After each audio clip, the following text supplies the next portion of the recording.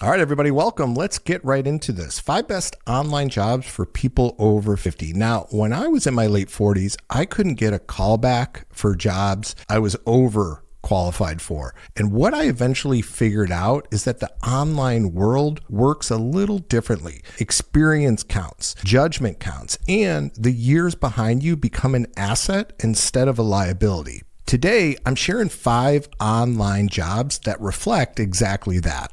We'll go through each one, talk about what it takes to get in and where to find this type of work. Now, real quick, I do have to give you a disclaimer here. This video is for educational purposes only. The jobs featured here are based on my personal experience and research. They are not a guarantee of employment or income. Whether you get hired or find clients depends on your own background, qualifications, and effort. Results will vary from person to person. All right, real quick, who am I? If you're new here, my name is Judd Albring, and I am a 54-year-old stay-at-home dad from Chicago. Over the past 9 years, I've built a YouTube channel to over 500,000 subscribers, helping people our age navigate the online world and without all the tech. And I didn't come from a marketing or a tech background. I started from scratch. I figured it out over time, and now I teach others how to do the same. Online job number 1 is industry consulting and why specialized experience tends to travel well. You spent 20, 25, maybe 30 plus years getting really good at something. Finance, HR, healthcare, sales. And there are businesses out there, especially smaller companies and startups, that would pay to sit down with someone like you and pick your brain. That's consulting. The goal is to work on your terms, set your own hours, and get paid for your expertise, though building to that point definitely takes time. And I've personally done a lot of online consulting over the years to help people grow their YouTube channels, get more leads and clients using my experience in digital marketing. And I absolutely love it, especially as someone in their 50s, because it allows me to work from anywhere, work on my time, and really it's sitting down with people, answering their questions, helping them solve their problems. And it's a lot of fun to do. I really enjoy it. And here's why this is actually a great fit for people over 50. People don't just pay for information. They pay for your knowledge, right? They pay for your judgment. They pay for someone who has actually been through it. A 28-year-old, they can give you a framework, okay? But a 52-year-old can tell you what actually happens when that framework meets the real world. Your expertise, that is the product. So I want everyone to get out of that mindset of, I didn't go to school for this, or I didn't even go to school. Your experience is your product, and you're not starting from scratch. Everything you've built over your career is what clients are buying. Complete autonomy. Experienced consultants often work with clients on their own terms, setting their own hours and rates. High value work. And of course, this comes after building a track record, but you got to start somewhere. High value work. According to Upwork, established business and management consultants can command strong rates depending on their niche and experience level. And of course, results are going to vary. So where do you find this work? Some of the best places to go for consulting. Now this is where I've actually had great results, not only hiring consultants, but offering my services as a consultant is Upwork. And this is great for just about any type of business, marketing, HR, financing consultants. Again, I do YouTube consulting on there, digital marketing consulting. Dice, this is a good one if you're in tech or IT. LinkedIn, of course, is a great place to find this type of work. And then your own network is probably where most of you should get started. Reaching out to former colleagues, past clients, and industry connections are often the fastest path to getting your first projects. So how do you get started? Start by defining your niche clearly. Okay, what specific problem do you solve and who specifically hires you to solve it? The more narrow you go, the more targeted your outreach can be, which generally makes finding the right clients more manageable. Okay, so a perfect example is I'm a digital marketer. I have a YouTube channel, and there's a lot of different things that fall under the digital marketing umbrella. YouTube and digital products are really my strong suit. I offer my services in how to create digital products. I offer my services in how to grow a YouTube channel. I don't just say, hey, you want digital marketing consulting? I try to narrow down what the problem is, what the pain point is, and reach out to those companies. And then update your LinkedIn profile to reflect your consulting focus. So not just your employment history. That's important. Then reach out to former colleagues and let them know what you're doing. Your first clients almost always come from people who you already know. And one thing to keep in mind, getting those first clients takes patience. You're essentially building a small business from scratch. But once you have a track record and a couple of good referrals, it tends to grow on its own. The hardest part is the beginning. So you just have to get started. Job requirements and experience. Now, there's no specific degree required for this. Clients hire consultants for results, not credentials. That said, if your background is in a licensed field, let's say law, finance, medicine, engineering, your existing credentials carry weight and definitely command higher rates. So here's what clients actually pay for. Of course, deep experience. 10 or more years working in a specific field like finance, healthcare, supply chain, IT, and more, the more specialized, the more valuable you are. A track record of results. So not just job titles, but actual outcomes. That's what people want to see. Whether it's growing revenue, getting more leads, cutting costs, processes improved, teams you've built. Those are the kind of things people are looking for. And the ability to work independently. So clients are hiring you to solve a problem with minimal handholding. They basically want you to kind of take over. That's why they hired you in the first place. Professional online presence. So an up-to-date LinkedIn profile that clearly describes what you do and who you help. This is like your storefront. And these are helpful but not required. Specific industry certifications can really help. CPA, PMP. That just reinforces credibility. Of course, have a portfolio of your past work, case studies, any client testimonials are great. And then a simple personal website or one-page bio. Definitely not required. I always tell people don't sweat the logo and the website and things like that, but those are optional things if you want to add them. Digital marketing. This is what I do, what I've been doing for the past 9 years. Right now, the over 50 demographic is absolutely booming. And we understand them better than anybody. If you're not familiar with digital marketing, it covers SEO, which is search engine optimization, content creation, email marketing, social media, and even paid ads. Basically, it's marketing in the online world versus the offline world. In the offline world, we might put up a billboard and hope to reach all these people. Where on the online world, we can get much more targeted through online ads, through the videos we create, and the content that we write. So you already understand how people your age think, what they value, what they respond to, and that's something that a 25-year-old just can't do. So why this is perfect for people over 50. Emotional intelligence and storytelling. So you have decades of real experience, which gives you a deep understanding of what people actually care about. And brands need marketers who can communicate that clearly and with authenticity. Peer-to-peer marketing is a real advantage. You understand the media habits, values, and motivators of your own generation better than any agency. And it's flexible and adaptable in most cases, right? Unless you're working for a big company where you're doing a typical 9 to 5, you can work for yourself. It's flexible, it's adaptable, and that's why I chose digital marketing, is because it allows me to work on my own schedule. So how to get started? You don't need a degree. What you need is to actually demonstrate the ability to do this and get results. And you can start with free resources. There's lots of great trainings on Google Skills Shop, HubSpot Academy, Coursera, or you can take a little bit longer route like I did, although I don't recommend it, which is consuming hundreds and hundreds of hours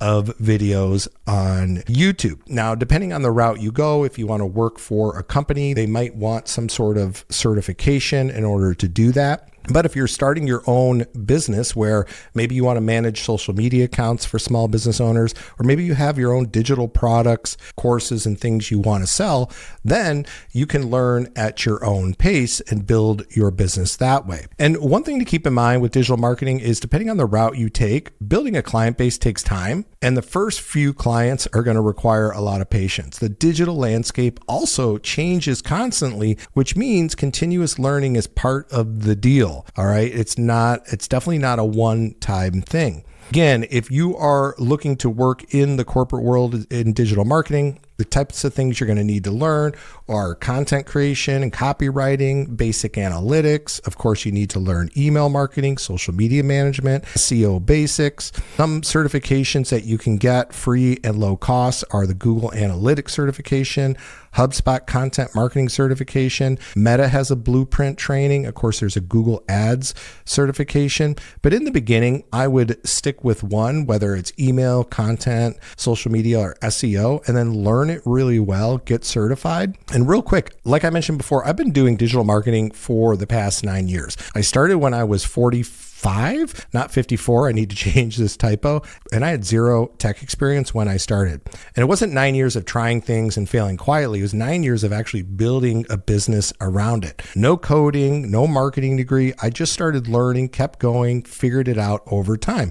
And yes, I made a lot of mistakes, but I learned from those mistakes. If you're curious and you want to learn more about digital marketing, about digital products, and creating your own digital products, I have a free community for people over 50 who are exploring digital marketing and online business. And there's no sales pitch. This is a free community. It's people in the same season of life learning together. I'll put a link below in the description. You can just click on that and join and start going through the material today. Project management. So the online job that rewards people who've spent years keeping everything from falling apart. If you've spent any time in a corporate environment, you've probably managed projects, whether that was your official title or not. Coordinating teams, hitting deadlines, keeping things moving, that is project management. And companies pay well for people who've been through enough to stay calm when everything is on fire. So let's dive in and just take a deeper look here. All right. So why is this a good fit for people over 50? Well, you have decades of real world experience. You've coordinated people, timelines, and competing priorities for years. That's not something you shortcut with a certification. It actually comes from doing it.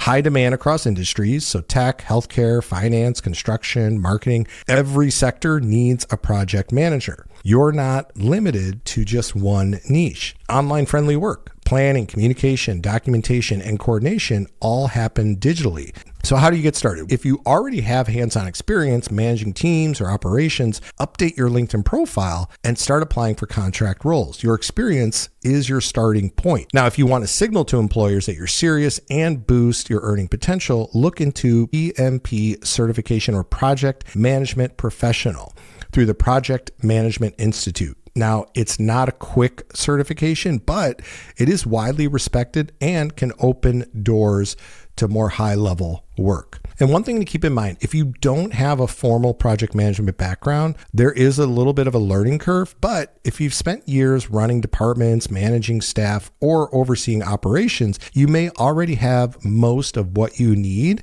It's really just about connecting the dots and presenting it the right way. So job requirements and experience needed. Now, no specific degree is required for most contract and freelance project management roles. A bachelor's degree in any field is preferred for full-time corporate positions, but it's rarely a hard requirement if you have demonstrated experience. Again, certifications, the project management professional, also certified associate in project management is a good entry point if you don't yet have 36 months of project management experience.